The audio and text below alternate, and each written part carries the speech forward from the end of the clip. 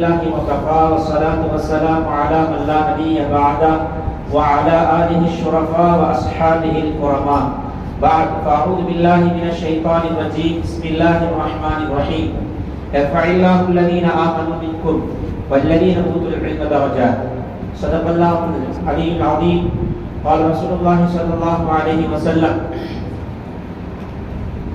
من يريد الله خيرا يفقهه في الدين رواه البخاري كما قال عليه الصلاة والسلام எல்லா புகழும் உலகை படைத்து பரிபாலிக்கக்கூடிய ரப்பல் இஸ்ஸத் அல்லாஹ் சுப்ஹானஹு வ தஆலா அவர்களுக்கு உரித்தாகட்டுமாக. சாந்தி சமாதானம் பெருமானார் ரசூலை கரீம் ஸல்லல்லாஹு அலைஹி வஸல்லம் அவர்கள் மீதும் அவர்களுடைய குடும்பத்தார்கள் மீதும் அவர்களை அப்படியே பின்பற்றிய சத்திய சஹாபாக்கள் தாபிஈன்கள் தபா தாபிஈன்கள் அவுலியாக்கள் நாதாக்கள் சுஹதாக்கள் சாலிஹீன்கள் குறிப்பாக இங்கே அமர்ந்திருக்கக்கூடிய நம் அனைவர் மீதும் பயான்களை ஸ்கூலில் இருந்து கேட்டுக்கொண்டிருக்கக்கூடிய தாய்மார்கள் மீதும் என்றென்றும் நின்று நிலவுவதாக. கண்ணியமிக்க பெரியோர்களே, சகோதரர்களே, குறிப்பாக கண்ணியமிக்க மூத்த உலமா பெருமக்களே, உஸ்தாது பெருந்தகைகளே, பொதுவாக ஜும்மா பயான் அப்படிங்கிறது வார இலகுவான முறையில் பேசிடலாம். ஆனால் உலமாக்கள் முன்னால் உஸ்தாத்மார்கள் முன்னாடி பேசுறது அப்படிங்கிறது ரொம்ப ஒரு கஷ்டமான ஒரு விஷயம் தான். அதாவது தராபீஹ் தொலை வைக்கும் போது பின்னாடி 2 ஹாஃபா நிற்கிற மாதிரி. தராபீஹ் தொலைக்காண்டி கிளம்பி நம்ம போகும்போது ஒளி செஞ்சுட்டு யாராவது ஒரு கண்ணியமிக்க ஹாஃபாவை பார்த்துடும் அப்படின்னு சொன்னா அப்படியே இஸ்ராயேல் சலாத்தை பார்த்த மாதிரியே இருக்கும். அல்லாஹ் சுப்ஹானஹு வ தஆலா சிரமம் இல்லாமல் பேசக்கூடிய தௌஃபீகை தந்தல் புரிவானாக. கண்ணியமிக்க அல்லாஹ்வின் நல்லடியார்களே, கண்ணியத்திற்குரிய ஹஸரத் பெருந்தகை அவர்கள் அடைமழையாய் பல்வேறு கருத்துக்களை நமக்கு சொல்ல இருக்கிறார்கள். அதற்கு முன்னால் சாரலாய் மழை தூறலாய் ஒரு சில விஷயங்கள் கண்ணியத்திற்குரிய இமாம் அஹ்மத் ரஹ்மத்துல்லாஹி அவர்களை பற்றி பேசுவதற்காக நான் இங்கு பணிக்கப்பட்டிருக்கிறேன். சரியாக நான் 10 நிமிடத்தில் முடித்து விடுவேன் இன்ஷா அல்லாஹ். ஹஜ்ரத் அபூ ஹனீஃபா ரஹ்மத்துல்லாஹி அலைஹி அவர்கள் பாடம் நடத்தி கொண்டிருக்கிறார்கள். பாடம் நடத்தி கொண்டிருக்கும் பொழுது ஒரு சிறுவர் வேகமாக வருகிறார். இமாம் அவர்களே ஒரு சந்தேகம் என்று கேட்கிறார். இமாம் அவர்கள் கேளுங்கிறாங்க. இது மாதிரி ஒரு இரவு ஒரு மனிதர் தூங்கிவிட்டார். தூங்கி எழக்கூடிய நேரத்தில் அவருக்கு குளிப்பு கடமையாக ஆகிவிடுகிறது. இப்போது அவர் இஷா தொழுகையை மீண்டும் தொழ வேண்டுமா என்று கேட்கிறார். நல்லா அந்த கேள்வி உன்னிப்பாக கவனிக்கணும். ரொம்ப ஈஸியான கேள்விதான். ஒருவர் தூங்கிட்டார், இஷா தொழுதுட்டு தான் தூங்குறார். ஆனா காலையில எந்திக்கும் போது சுபுக்கு முன்பாக அவருக்கு குளிப்பு கடமையாகிவிட்டால் அவர் இஷா தொழுகை மீண்டும் தொழணுமா? பொதுவாக நம்ம யோசிச்சு பார்த்தா தொழ தேவையில்லைன்னு சொல்லுவோம். அபூ ஹனீஃபா ரஹ்மத்துல்லாஹி அலைஹி அவர்கள் இதை கேட்ட மாத்திரத்தில் அபூ ஹனீஃபா ரஹ்மத்துல்லாஹி அலைஹி அவர்கள் தொழுகையை மீட்ட வேண்டும் என்று சொல்லிவிட்டார். அந்த சிறுவர் போய்விட்டார்.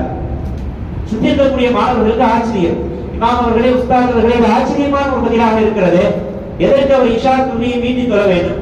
பொதுவாக உலகத்தில் எல்லாருமே இஷா தொழுவதற்கு பின்னால் தூங்கி அவர்களுக்கு ஏதேனும் காரணத்தினால அவர்கள் குளிப்பு கடமையாகிவிட்டால் எழுந்து குளிப்பார்கள், தஹஜ்ஜுத் தொழுவார்கள், அல்லது நேரமில்லை என்றால் இஷா தொழுகையை ஃபஜ்ர் தொழுகையை தொழுவார்கள். அப்படி இருக்கும் பொழுது அவர் ஏன் தொழுகை இஷா தொழுகையை மீட்டி தொழ வேண்டும்? அதற்கு இமாம் அபூ ஹனீஃபா ரஹ்மத்துல்லாஹி அலைஹி அவர்கள் தெளிவாக பதில் சொன்னார்கள். வந்து கேட்ட அந்த சிறுவர் வேறு யாருக்கெல்லாம் கேட்கல, அவருக்கு தான் அவர் கேட்டாரு. அவர் இஷா தொழுகையை தொழும் போது அவர் சின்ன பையனா இருந்தார். ஆனா அவர் காலையில எழுந்திருக்கும் பொழுது அவர் குளிப்பு கடமையாகும் பொழுது அப்பதான் அவர் பாலிகா ஆகிறார், அப்பதான் அவர் வயசுக்கு வரார், இப்பதான் அவர் கல்லஃபான் ஆகிறார். தொழுகை இப்பொழுதுதான் மிக கட்டாயமாகிறது. நாளை மறுமையில் கேள்வி கேட்கப்படும், ஏன் தொழுவலாம்? இப்ப தொழுகை இஷா ஃபஜ்ருக்கு முன்னால் அவர் எழுகிறார் என்றால் இஷாவுடைய நேரம் இன்னும் இருக்கிறது என்று பொருள். அப்ப அந்த இஷா நேரம் இருக்கும் பொழுதே இப்பதான் அவர் பாலிகாகிறார்னா அவர் அந்த தொழுகையை இஷா தொழுகையை மீட்ட வேண்டும் என்று சொன்னார். சொல்லிவிட்டு சொன்னார்கள், இந்த மாணவர், இந்த வாலிபர் நிச்சயமாக பெரிய ஆளா வருவார், வெற்றி பெறுவார் என்று சொன்னார்கள். அதே வாலிபர் முதலாக ஹஜ்ரத் அபூ ஹனீஃபா ரஹ்மத்துல்லாஹி அலைஹி அவர்களுடைய மஜ்லிஸை உங்க பாடத்துல நான் சேரணும் என்பதாக கேட்கும் போது இமாம் அவர்கள் சொல்வார்கள், நாங்க நிபந்தனை வச்சிருக்கோம், ஷர்த்து வச்சிருக்கோம், என் கிளாஸ்ல சேரணும்னா ஹாஃபிதாக இருக்க வேண்டும். நீங்க ஹாஃபிதா இல்ல அப்ப போயிட்டாங்க. அடுத்த வாரம் வருகிறார்கள், தந்தையை கூட்டிட்டு வராங்க. தந்தையை சொல்றாங்க, இப்ப சேர்த்துருக்க என் பிள்ளைய. நான் அப்பயே போன வாரமே சொன்னேன்ப்பா, ஹாஃபிதாக ஆகணுங்கிறது நிபந்தனை அல்லவா? என்னுடைய பையன் ஹாஃபிதாக ஆகிவிட்டார் என்று சொன்னார். ஒரே வாரத்தில் எனது பிள்ளை ஹாஃபிதாக ஆகிவிட்டார் என்று சொன்னார்.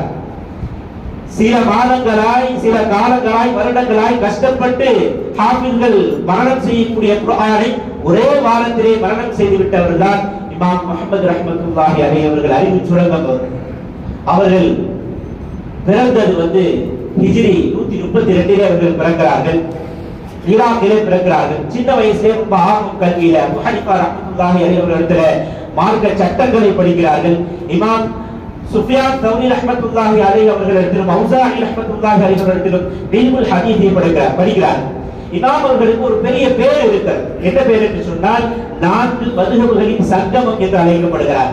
எந்த காரணத்தினால் 4 மதுஹபுகளின் சங்கமம் என்று அழைக்கப்படுகிறார்கள் என்றால், இவர்கள் மதுஹபுடைய இமாம்களான மூத்த இமாம்களான அபூ ஹனீஃபா ரஹ்மத்துல்லாஹி அலைஹி அவர்கள் மற்றும் இமாம் மாலிக் ரஹ்மத்துல்லாஹி அலைஹி அவர்கள் கல்வியை படிக்கிறார்கள். படித்து அதற்கடுத்து இளைய இமாம்களான வயது காரணத்தில் சொல்ற காலத்தின் அடிப்படையில் மூத்த இளைய என்று சொல்றோம். இளைய இமாம்களான இமாம் ஷாஃபி ரஹ்மத்துல்லாஹி அலைஹி, அஹ்மத் பின் ஹம்பல் ரஹ்மத்துல்லாஹி அலைஹிக்கு ஷாஃபி ரஹ்மத்துல்லாஹி அலைஹி மாணவரின் அடிப்படையில இல்மை கற்றுக் கொடுக்கிறார்கள். அப்ப 4 இமாம்களுக்கு மத்தியிலும் 4 மதுஹபுக்கு மத்தியிலும் இவர்கள் சங்கமமாக இருக்கிறார்கள். 4 மதுஹபுகளிலும் இவருடைய கருத்துக்கள் நேரடியாகவும் மறைமுகமாகவும் இருக்கிறது என்ற காரணத்தினால் 4 மதுஹபுகளின் சங்கமம் என்று அழைக்கப்படுகிறார்கள். இமாம் ஷாஃபி ரஹ்மத்துல்லாஹி அலைஹி இன்னொரு நெருக்கம் இருக்கிறது. என்னன்னா, இமாம் ஷாஃபி ரஹ்மத்துல்லாஹியுடைய தாயை இமாம் முஹம்மது ரஹ்மத்துல்லாஹி அலைஹி திருமணம் முடித்திருக்கிறார். அதனால இமாம் முஹம்மது ரஹ்மத்துல்லாஹி அலைஹி அவர்களுக்கு இமாம் ஷாஃபி அவர்கள் ரஹ்மத்துல்லாஹி வளர்ப்பு மகனாக இருக்கிறார். அந்த காரணத்தினால இன்னும் அதிகமான நெருக்கம் இருக்கிறது. இமாம் அவர்கள் ரொம்ப புத்தி கூர்மையானவர்கள். சிக்கலான பல பிரச்சனைகளை வெகு சீக்கிரமாக தீர்ப்பதில் வல்லவர் இமாம் முஹம்மது ரஹ்மத்துல்லாஹி அலைஹி. இமாம் ஷாஃபி ரஹ்மத்துல்லாஹி அவங்களே சொல்றாங்க, எனது வளர்ப்பு தந்தையும் என்னுடைய ஆசானுமாகிய உஸ்தாதுமாகிய இமாம் முஹம்மது ரஹ்மத்துல்லாஹி அலைஹி அவர்களிடத்தில் நான் ஏராளமான கல்வியை கற்றிருக்கிறேன். ஒரு ஒட்டகம் சுமக்கக்கூடிய சுமை அளவிற்கு இல்முல் ஹதீஸை நான் அவர்களிடத்திலே கற்றிருக்கிறேன். அவர்கள் எதை சொன்னாலும் எனக்கு வஹி இறங்குவதை போன்று இருக்கும். அப்படி நிறைய கல்வியை கற்றிருக்கிறேன். எந்த ஒரு சிக்கலான மசாயில்கள் சட்டங்களாக இருந்தாலும் வெகு சீக்கிரத்தில் எங்கு தயக்கம் இல்லாமல் அவர்கள் எங்களுக்கு அதை முடித்து தருவார்கள், அதனுடைய விளக்கத்தை எங்களுக்கு சொல்லி தருவார்கள் என்று இமாம் ஷாஃபி ரஹ்மத்துல்லாஹி அலைஹி அவர்களே சொல்றாங்க. இமாம் அஹ்மத் பின் ஹம்பல் ரஹ்மத்துல்லாஹி அலைஹி அவர்கள்ட்ட கேள்வி கேட்கப்படும், நீங்க எப்படி சிக்கலான பிரச்சனைகளை தீர்க்கிறீங்க, மசாயில்கள் எப்படி உங்களுக்கு அதுக்கு விட தெரியுதுன்னு கேட்கும்போது இமாம் அஹ்மத் பின் ஹம்பல் ரஹ்மத்துல்லாஹி அலைஹி சொல்வார்கள், நான் இமாம் முஹம்மது ரஹ்மத்துல்லாஹி அலைஹியுடைய கிதாபுகளை படிப்பேன், அதிலிருந்து எனக்கு சிக்கலான பிரச்சனைகளுக்கு தீர்வு கிடைக்கும் என்று சொல்வார். அப்படிப்பட்ட இமாம் முஹம்மது ரஹ்மத்துல்லாஹி அலைஹி அவர்கள் தன்னுடைய வாழ்க்கையின் பெரும் பொருளாதாரத்தையும் தன்னுடைய வாழ்க்கையின் அதிகமான நேரங்களை இந்த ஃபிக்ஹ் மசாயில்களுக்காக, இந்த உம்மத்திற்காக வேண்டி செலவழித்திருக்கிறார். பொருளாதாரத்தில் நிறைய செலவழித்திருக்காங்க. சொல்லுவாங்க இமாம் முஹம்மது ரஹ்மத்துல்லாஹி அலைஹி அவர்களே சொல்லுவார்கள், என்னுடைய தந்தை 30,000 திர்ஹம் கொடுத்திருந்தார்கள், அதில் 15,000 திர்ஹத்தை நான் இந்த இல்முக்காக வேண்டி செலவழித்தேன் என்று சொல்வார்கள். சதா சர்வ நேரத்தில் எல்லா நேரங்களிலும் இல்மை கற்பதிலேயும் அதனை அந்த கிதாபுகளை தொகுப்பதிலும் அவர்கள் தன்னுடைய காலத்தை கழித்தார். நைட் ஃபுல்லா தூங்கவே மாட்டாங்க, விழித்தே இருப்பார். மக்கள் எல்லாம் கேட்பாங்க, ஏன் நீங்க முடிச்சே இருக்கிறீங்க, கொஞ்ச நேரம் ரெஸ்ட் எடுத்துக்கலாமா இல்லையா, உடம்பையும் பார்த்துக்கிட்டேன் என்பதாக சொல்லும்போது சொல்வார்கள், என்னுடைய மக்கள் என்னோடு இருக்கக்கூடியவர்கள் என்ன காதியில் குதாத்தாக சீஃப் ஜஸ்டிஸாக நியமிக்கப்பட்டிருந்தார்கள் அபூ யூசுப் ரஹ்மத்துல்லாஹி அலைஹி அவங்களுக்கு பின்னாடி ஈராக்ல. அதனால அவங்க சொன்னாங்க, என்னுடைய மக்கள் நான் ஏதாவது மசாயில்களுக்கு அவருடைய இடத்தில் வந்தால் கண்டிப்பாக நான் தீர்வு சொல்வேன் என்று நிம்மதியாக அவர்கள் கண்ணை மூடிக்கொண்டு தூங்கிக் கொண்டிருக்கிறார்கள். நான் கண்ணை மூடி தூங்கிட்டேன்னு சொன்னா அவர்களுடைய நிம்மதியை கெடுத்ததாய், அதனால நான் கண்பிடித்து நான் படித்துக் கொண்டிருக்கிறேன் என்று சொன்ன இமாம் முஹம்மது ரஹ்மத்துல்லாஹி அலைஹி அவர்கள் இல்மின் மீதும் இல்ம் உடையவர்களின் மீதும் பேர் அன்பு கொண்டவர்களாகவும் பெரும் மதிப்பு கொண்டவர்களாகவும் இருந்திருக்கிறார்கள். இமாம் ஷாஃபி ரஹ்மத்துல்லாஹி அலைஹி அவர்களை ஒரு தடவை வழியில பாக்குறாங்க.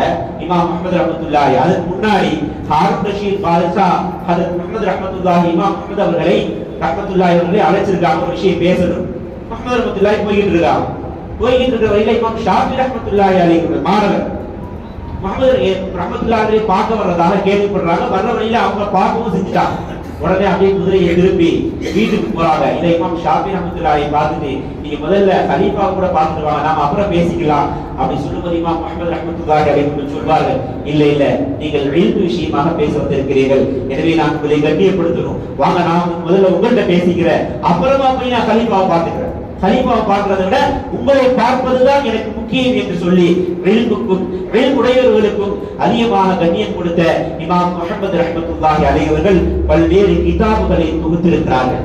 அவர்கள் தொகுத்த கிதாபுகளில் மிக முக்கியமானது அல் ஜாமிஉல் இமாம் அஹ்மத் ரஹ்மத்துல்லாஹி அலைஹி என்ற கிதாப், அல் ஜாமிஉல் கபீர், அல் ஜாமிஉல் இமாம் முவத்தா இமாம் அஹ்மத் என்ற ஒரு கிதாப், அல் ஜாமிஉல் கபீர், அல் ஜாமிஉல் ஸகீர், அஸ்ஸியருல் கபீர், அஸ்ஸியருல் ஸகீர், அல் மபசூத் என்ற கிதாபுகள் எல்லாம் பிரபலமான கிதாபுகள்.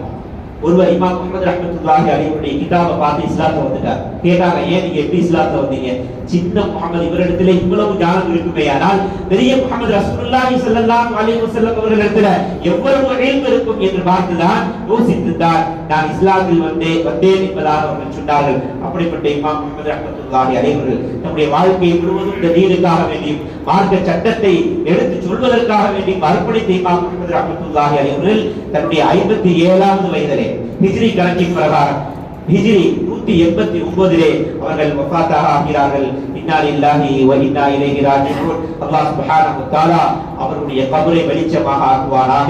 இது போன்ற இமாம்களை மதிக்கக்கூடியவர்களாக, இது போன்ற இமாம்களின் பின்பற்றக்கூடிய நல்ல பாக்கியவான்களாக அல்லாஹ் சுப்ஹானஹு வ தஆலா நம் அனைவரையும் ஆக்கி நாளை மறுமையிலே நபிமார்கள், சித்தீகீன்கள், சுஹதாக்களோடு இந்த இமாம்களோடு நம் அனைவரையும் அல்லாஹ் சுப்ஹானஹு வ தஆலா ஜன்னத்துல் ஃபிர்தௌஸிலே ஒன்று சேர்ப்பானாக என்று கூறியவராகவும் எனக்கு பேசுவதற்கு வாய்ப்பளித்த கண்ணியத்திற்குரிய மஜ்லிஸ் உலமாவுடைய பொறுப்புதாரிகள், மூத்த உலமாக்களுக்கு நன்றியை கூறியவர்களாகவும் இந்த மஹல்லாவிற்கு நன்றியை கூறியவராகவும் எனது உரையை நிறைவு செய்கிறேன். வாஹிரு தாவானா அல்ஹம்துலில்லாஹி ரப்பில் ஆலமீன். அஸ்ஸலாமு அலைக்கும் வரஹ்மத்துல்லாஹி வபரகாத்துஹு.